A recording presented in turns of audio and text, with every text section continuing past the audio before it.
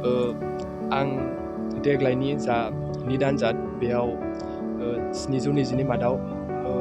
618 number मोननानै pass जानो मोन्दों आरो MBBS दाय फरायनो खाबु मोनगोनखौ आसा खालामदों।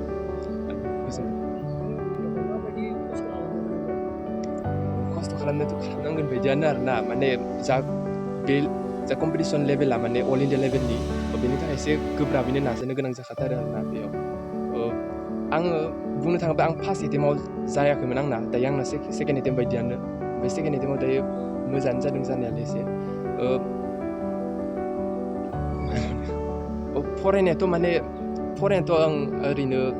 सानफ्रोमबो आरोना बिदिनो 10 आवार बिदि 10 आवार्ससो फरायनाय जादोंमोन नाथाय जा मेन क्वालिटि बेफोरो ओरैनो सानफ्रोमबो 5 आवार्स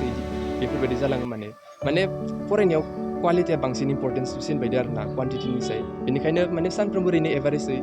5 आवार्ससो फरायनाय जादोंमोन आं ओरैनो आइ आफा बाबामोननिफ्रायथ' आं गोबां मदद मोन्दोंमोन सार मेडाममोन बिसोरनिफ्राय गोबां मदद मोन्दोंमोन आंनो जा नांगौ बेसादफोर बेखौ आइ बाबामोना नांगौखिनिखौल' जा नांगौ मेन बेफोरखौल' होदोंमोन आरो बेफोरबायदिनो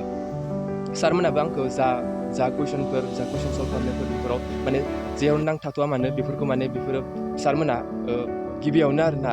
गासैबो जा होनो गोनां इयुनाव होनो गोनां बिसोरो मोनसे थि थांखि ला जा गावनि सिमां गोदोनिफ्रायनो जा नुबोनाय बेफोरखौ मोनसे थि थांखि ला आरो बेखौ मोननो थाखाय नों सानफ्रोमबो माने नों गोसोआव लाबोबाय थानांगोन आरोना जों नोंनि फरायनाय टाइमफोर बेफोराव अब्ला माने नोङो जा फरायनो गोनां बेफोराव माने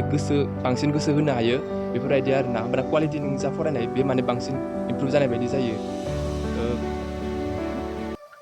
आं गार्जेन हिसाबै जाबायदि डिउटि खालामनांगौ बा माबानांगौ फिसालाखौ जिबायदि जोथोन लानांगौ बिदि लानो सेस्था खालामदोंमोन आरो जथेस्थ' लादोंबो बेनो नांगौ बायदि समखौ फरायनायनि सुबिदाखौ होदों आरो नांगौ बायदि जा मुवा बेसाद नांगौनि जखानिल' बायना होदों मोनसेबो गाननाय जोमनायानो जा जानाय लोंनायानो जा एसे बारा होआखै मोनसेबो थाखा फैसाबाबो बिदिनो एभेलेबल होआखै जिबायदि नांगौ बेखौ गथा बाहायना होदों आरो बेखौ आं गार्जेन हिसाबै जे गाव डक्टर जागोरनायखाय डक्टर जानोब्ला माबायदि राहा लामा लानांगौ बोरै फरायनांगौ बोरै मानांगौ बेखौ गेजेर आङो गुबुनफोरनिफ्राय सोंनानै बेनो माबा होबाय थादों आरो एडभाइस होबाय थादों बा खोन्थाना होबाय थादों बिदि फरायनांगोन बिदि फरायनांगोन बेसेबां फरायनांगोन माबायदि फरायनांगोन बेफोरखौ होबाय थादोंमोन दा बेबायदिनो जोबथारनायाव दिनै आंनि फिसा फरायना दिनै 720नि मादाव 618 नम्बर लानानै देग्लायनि 2023 मायथाइनि एन्ट्रेन्स आनजादखौ पास खालामनो हाबाय बेयाव आं जोबोद गोजोननाय मोन्दों आङो गार्जेनफोरखौ बिनि सायाव खावलायनो लुबैदों नांगौनि बारा जेबो होनो नाङा सासे फरायसाया गावनि थांखिखौ जाफुंहोनोब्ला फरायनायनि बादै जेबो बेलेग लामायानो गैया नोङो जुदि बाइक होयोब्ला बा मोजां गाननाय जोमनाय होयोब्ला बेखौ गाननानै बहा थांनो सोरनो दिन्थिनांगोन ना बियो गाननानै बेरायथिंनो समानो गैया फरायथारनांगोन बियो दा बेखायनो जोंनो नांगौनि बारा गाननाय जोमनायखौबो होजाया नांगौनि बारा जानायखौबो होजाया मबाइलफोरखौथ' जोङो नाङानो होननानै बुंजायो फरायसा हिसाबै न'खराव थाखायो मबाइला सोरदोबा माबा मोनसे रायलायनांगौबा मानांगौब्ला होनांगौ हारसिङै होजाया आरो लेपटपफोरावबो बारा जायो बेस्थ' होजाया ना बबे टाइमाव मबाइल नायनो बबे टाइमाव फरायनो बबे टाइमाव टिभि नायनो बबे टाइमाव बाइक सालायनो बिदि जायो नालाय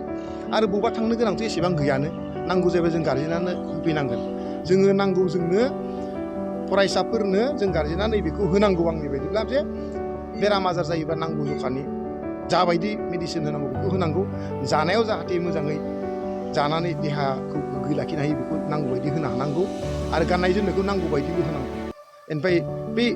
उपेरा जानाय ओमफ्राय आरो उपेरा बेसादफोर जेरै जोंनो मबाइलानो जा माबायानो जा बे बाइकफोरानो जा बेफोर एसेबां गोनांथि गैया बेखौ उनावहाय गावसोर साक्सेस जाखांबा देनाङै एसे बुजिनो हानाय जायोब्ला गावखौनो गाव कन्ट्रल खालामनो हानाय जायोबा बाहायगोन मालाय बेबायदि बाहायनानै साक्सेस जागोन बेनिखायनो आं बेखौ बाराद्राय अभार बाहायनो होनो नाङा होननानैसो खावलायनो नागिरदों आं नङाब्ला सासे फरायसाया फरायनाय समाव फरायबाय सानसे समाव बारा सम गैयाना फरायनोबो नांगोन बेयो मोजाङै उन्दुनोबो मोजाङै नांगोन जानायाबो थिग मथे जानांगोन जुदि बे समावनो जुदि नोङो मबाइलबो होयोब्ला मबाइल जुदि 1 घन्टा जुदि ना बाहायोब्ला सोरदोबा रायलायनानै थांहोयोब्ला टिभि जुदि 1 घन्टा नायनानै सम थांहोयोब्ला कम्पिउटारनि जुग होना कम्पिउटाराव जुदि 1 घन्टा जुदि सम थाङोब्ला बबे सम फरायनो समानो गैया जायो जुदि बाइक दङ होनना ससे मेन्टेलखौ बा मेलेमखौ फ्रेस खालामनानै जुदि बेरायथिंनो थाङोब्ला बायदि बायदि जोङो नुथाय नुबोगोन बायदि बायदि जों खोथा खोनाबोगोन बाहेरायाव ओंखारलांनाय लोगो अब्ला जोंनि फरायनाया स्थिर थाया बेनिखायनो आं सान्दों फरायनो थाखाय फरायनो नांगौ मुवा बेसादखौल' जेरै लेखा खोलोम बायदि बायदि बेफोरखौ जिबायदि नांगौ बिदि होनांगौ आरो समखौ जोङो गोग्गो लाखिनो थाखाय जोंनो जथेस्थ' उन्दुनांगौ उन्दुनोबो होनांगोन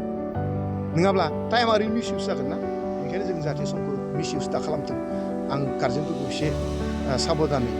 फिसाला फिसाजोफोरखौ जोथोन लानानै टाइमखौ मोजाङै इउस खालामो बेखौसो खावलायनो लुबैदों आरो नांगौनि बारा जायखिजाया मुवा बेसादखौनो होनो नाङा आरोखि थाखा फैसाखौबो एभेलेबल होनो नाङा मुवा बेसादफोरखौ एभेलेबल होना जखानिल' होनांगौ आं बेखौनो खावलायदों